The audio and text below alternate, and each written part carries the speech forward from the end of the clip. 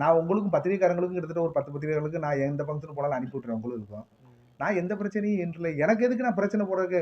ஆண்டவன் புண்ணியத்துல நல்லா சம்பாரிச்சு வச்சிருக்காரு. நல்லா சொத்து பலம் இருக்கு. நான் எதுக்கு எங்கேயும் போணும்? இல்ல இப்ப தொடர்ச்சியா அந்த என்கவுண்டர் சம்பவம்லாம் அரங்கேறிக்கிட்டே இருக்கு. அதனால சேட்டை பண்ணா சுடதானே செய்வாங்க. திருந்துனா விட்டுருவாங்க போலீஸு.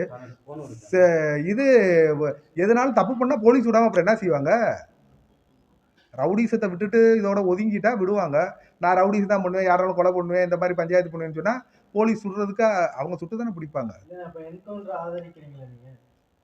பண்ணி தானங்க தீரணும். கிட்டத்தட்ட வந்து 10 கோடி மக்கள் இருக்கோம் தமிழ்நாட்டுல. வெறும் 1,40,000 போலீஸா இருக்காங்க. இவங்க பூரா செய்யற சேட்டைக்கு என்ன பண்ண முடியும்? டெய்லி செய்யனாக்கா, அந்த கொலைய பண்ண, இங்க கொலைய பண்ண அப்படின்னும்போது போலீஸ் சுடதானே செய்யும். இப்ப யாரையும் நல்லவங்கள சுட்டா நம்ம சொல்ற மாரி ஐயா நல்லவங்கள சுட்டாங்க போலீஸ்ன்னு சொல்லலாம். பூரா சுட்டவன் பூரா ரவுடி பைய, திருட்டு பைய, காவாலி பைய இவ்வளவுதான் சுடுறான்.